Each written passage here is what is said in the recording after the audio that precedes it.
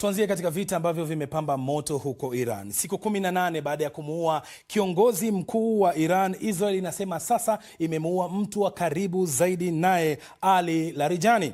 Vyombo vya habari vya Israel vinaripoti kwamba mkuu huyo wa usalama wa taifa alilengwa katika shambulizi la anga la usiku katika jumba la maficho. Iran bado haijatoa tamko rasmi kuhusiana na madai hayo. Ali Larijani mwenye umri wa miaka 67 aliwahi kuwa mpatanishi mkuu wa nyuklia wa Iran kati ya mwaka 2005 na 2007 kabla ya kuwa spika wa bunge la Iran kwa miaka 12. Israel pia inasema kuwa imemuua kamanda wa kikosi cha wanamgambo wa Basij, Gholam Reza Soleimani. Wanadai alilengwa akiwa katika kambi ya hema ambayo ilitengenezwa hivi majuzi na kundi hilo la Basij. Waziri wa ulinzi wa Israel, Israel Katz, amesema amewaagiza wanajeshi wa Israel kuendelea kuwawinda viongozi wa Iran. Hichi ndicho alichokisema waziri wa mambo ya nje wa Israel, Gideon Saar, kuhusu shambulio hilo lililofanyika usiku wa kuamkia leo. Last night, the IDF took out Commander... Jana usiku, IDF ilimuua kamanda wa Basij Soleimani na makamu wake na katibu wa Baraza Kuu la Usalama la Kitaifa, Ali Larijani. Wairani sasa wako salama zaidi bila watu hao. Kambi ya Basij chini ya amri ya Soleimani ilihusika na ukandamizaji wa kikatili wa watu wa Iran wanaotaka uhuru wao. Soleimani alikuwa amewekewa vikwazo na Marekani na Umoja wa Ulaya kwa kuwanyanyasa Wairani. Larijani pia alikuwa na vikwazo vya Marekani, ukiwa na kitita cha dola milioni 10 kama zawadi kwa kichwa chake. Tulifanya hivyo bure. Sasa iwapo hili litathibitishwa, kifo hiki kitakuwa pigo kubwa kwa Iran, ambayo kwa muda mrefu sasa amekuwa mtu mashuhuri zaidi nchini humo. Iran pia imeendeleza mashambulizi yake katika eneo zima la Ghuba ili kulipiza kisasi kwa mashambulizi ya mabomu. Ubalozi wa Marekani mjini Baghdad ulikabiliwa na mashambulizi mawili yaliyohusisha ndege zisizo na rubani na roketi. Ndege zisizo na rubani pia zilizua moto katika hoteli ya kifahari katika eneo lenye ngome la Green Zone na kulenga kisima kikubwa cha mafuta kusini mwa Iraq. Kituo kikuu cha nishati cha UAE huko Fujairah, kilichoonekana hapa wakati wa shambulizi la awali, kimelengwa tena na mashambulizi ya Iran usiku kucha, na meli nyingine ya mafuta ikagongwa ikiwa karibu tu na hapo. Mamlaka zilisitisha shughuli katika kiwanda cha gesi cha Shah, mojawapo ya viwanda vikubwa zaidi duniani, baada ya shambulizi la Jumatatu jioni. Kwa upande wake, Rais wa Marekani Donald Trump anaendelea kutoa wito kwa mataifa mengine, haswa washirika wa NATO, kusaidia kudhibiti mlango bahari wa Hormuz, ambayo ndio njia kuu ya usafirishaji wa mafuta. Lakini chansela wa Ujerumani Friedrich Merz amesema nchi yake haitashiriki katika vita vya Iran, na kuongeza kuwa kuna njia moja tu ya kutatua mzozo huo: kutafuta suluhu la amani.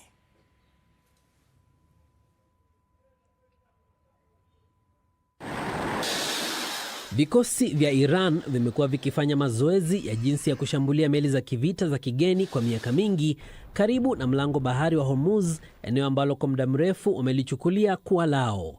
Wamekuwa wakijiandaa kuufunga, wakiwa na safu za siri za boti ndogo za mashambulizi na meli za kutega mabomu zilizofichwa ardhini zikiwa tayari na zikisubiri. Kisha kukatokea onyo hili kwa vyombo vya usafiri wa kimataifa wa majini. Kila mtu anayepita katika mlango wa bahari wa Hormuz amepigwa marufuku kuanzia sasa. Marekani imekuwa ikilenga jeshi la majini la Iran na meli zake za kutega mabomu. Rais Trump mnamo Jumatatu alisema sehemu kubwa imeharibiwa. Lakini je, zimeharibiwa zote? Tuna tishio la moja kwa moja chini ya maji, iwe ni kwa mashambulizi ya boti za kasi au vyombo vya majini visivyo na nahodha, na tuna tishio chini ya maji, iwe ni nyambizi ndogo au mabomu. Ukiweka mambo hayo yote pamoja, mazingira haya yana hatari kubwa sana. Iran imetengeneza maelfu ya mabomu yanayolipuliwa kwa mbali pale yanapoguswa, yanapohisi sauti au tetemeko. Mabomu hayo ni pamoja na yale yanayoelea karibu na usawa wa maji, mabomu yaliyofungwa chini ya bahari, mengine yaliyo tayari kulipuka kutokea sakafu ya bahari, na mabomu ya kunasa yanayowekwa kwenye vyombo vya majini. Hii inatosha kuzuia majeshi mengi ya majini kutoa msaada. Tumewapiga na tumehakikisha hawatatishia meli za kibiashara katika mlango wa bahari wa Hormuz, na tayari tumeharibu meli 30 za kutega mabomu. Tumezipiga meli zao zote za kutega mabomu. Sasa nadhani wanaweza kuyaweka mabomu kwenye aina nyingine za meli na kuyatupa majini. Hadi kufikia hivi karibuni, Marekani na Uingereza zilikuwa na kundi la meli ndogo za kusaka mabomu zenye mabaharia zilizowekwa Bahrain kwa ajili ya jukumu hili mahususi, lakini hali si hivyo tena. Zimeondolewa na nafasi yake imechukuliwa na mifumo ya kujiendesha kama hii ili kubaini na kuharibu mabomu ambayo bado hayajaharibiwa vitani. Waziri wa ulinzi wa Uingereza anasema baadhi ya mifumo hii sasa imetumwa katika eneo hilo, lakini bado inahitaji uongozi wa meli yenye mabaharia ili kuendesha ndege zisizo na rubani za juu na chini ya maji. Rais Trump ameonya kuwa itakuwa vibaya kwa NATO ikiwa haitasaidia kulinda mlango bahari wa Hormuz kwa wazi, lakini kwa sasa ni washirika wachache wa Marekani ambao wanaonekana kuwa tayari kuweka meli zao hatarini. Sasa ili kupata undani wa taarifa hii tuungane na mchambuzi Ibrahim Rabi anayejiunga nasi kutoka Al Ain katika milki ya Falme za Kiarabu UAE. Rabi, kwanza mtizamo wako kwa taarifa hii ya Israel kusema kwamba imemuua mmoja wa maafisa wa ngazi za juu wa usalama wa Iran.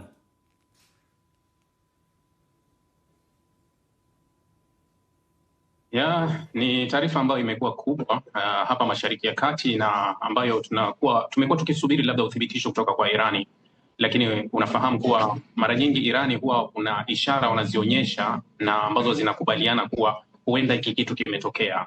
Mashambulizi makali yaliyosambaa karibu nchi 7 mchana wa leo baada ya taarifa ya Larijani kusikika. Hii inatoa ishara kama kuwa huenda hizi taarifa zikawa zina ukweli kiasi fulani, manake Irani huwa wanajibu kwa hasira katika kipindi hiki. Lakini kitu kimoja ambacho kiko wazi kuwa nadhani Larijani anabaki kuwa ni mchezo wa kisiasa ambao unatafutwa labda Israeli, Amerika kupata ushindi wa kisiasa. Lakini kumuua Larijani sidhani kama kunaweza kubadili chochote, kwa sababu unaona kuwa Israeli na Amerika walimuua Khamenei mwanzo kabisa, lakini leo tunaona kuwa hakuna chochote kilichosaidia katika mauaji ya Khamenei. Kwa hiyo Larijani naye sioni kama kuna lolote linaweza likasaidia labda kufungua mfereji wa Hormuz au kubaviza matatizo yaliyopo. Sioni kama kitabadilika chochote, isipokuwa inaweza ikabadilika title tu, kiongozi mkubwa wa nchi ameuawa. Hilo ndio litabadilika. Rabi, kufikia jioni hii pia mmoja wa maafisa wakuu wa usalama wa Marekani amejiuzulu akisema kwamba Iran haikuwa inatoa tisho lolote kubwa kwa taifa la Marekani. Hii umeichukulia vipi na itaathiri vipi vita hivi?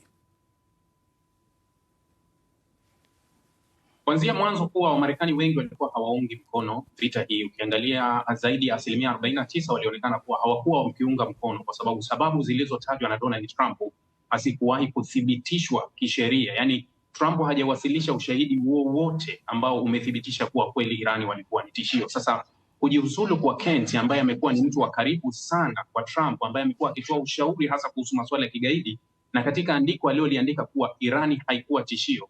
Nadhani kura ya maoni itaofanyika labda wiki ijayo au wiki hii ndani ya Marekani inaweza ikaenda juu ya ile 49, na hili linazidi kumweka Trump kwenye nafasi ngumu zaidi. Unafahamu kuwa kuna uchaguzi mwezi Novemba na bado Trump yuko kwenye vita, amekwama, haelewi anaweza kutokaje hapo. Kwa hiyo kuna vitu vingi ambavyo vinaweza kuwa haviko sawa.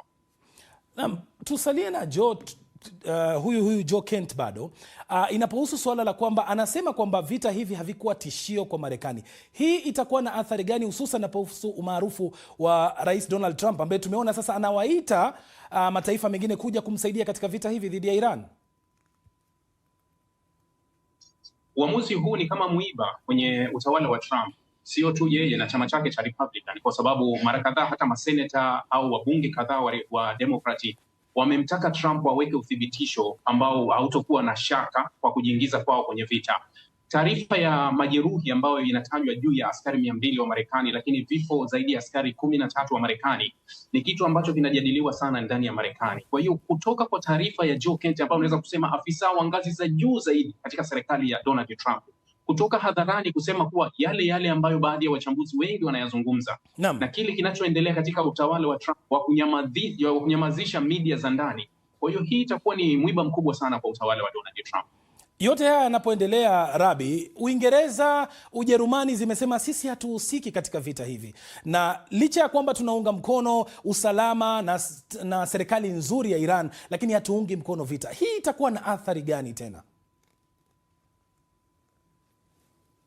Tayari Uingereza na Ujerumani, mfano ukichukua kauli iliyotolewa nje wa Ujerumani, yeye alizungumza wazi kabisa kuwa huu muungano ambao Donald Trump anauita tayari tumekuwa nao kwenye mlango wa bahari ya Bab el-Mandeb kule kati yao na Wahuthi, na anasema haukufanya kazi yoyote licha ya mashambulizi yote tuliyoyapeleka kwa Wahuthi, isipokuwa Wahuthi waliachia mlango baada ya makubaliano kufikiwa. Kwa ukisikia waziri wa mambo ya nje wa Ujerumani anachokisema kuwa hakuna shortcut yoyote itatumalizia mgogoro huu zaidi ya meza ambayo yeye anasema kuwa ni lazima Irani washirikishwe, kwa sababu hakuna njia unaweza kusema kuwa kuna nguvu gani ambayo inaweza ikatumika kuzidi nguvu iliyokuwepo hapo awali, kwa sababu ukimaliza mfereji wa Bab el-Mandeb, kambi za Kimarekani zilikuwa zimejaa kila kona. Kwa nini hizi kambi zimeshindwa kulinda mfereji? Nani mwenye nguvu mwingine anaweza kuja kutaka kuweka nguvu kubwa kwa ajili ya kulinda huu mfereji? Kwa hiyo utaona kuwa kama hesabu za kutumia nguvu kulinda mfereji, basi inaweza ikachukua miaka mingi na hali ya uchumi wa dunia itazidi kuwa mbaya, maana shortcut pekee ni mazungumzo pekee, hamna njia nyingine.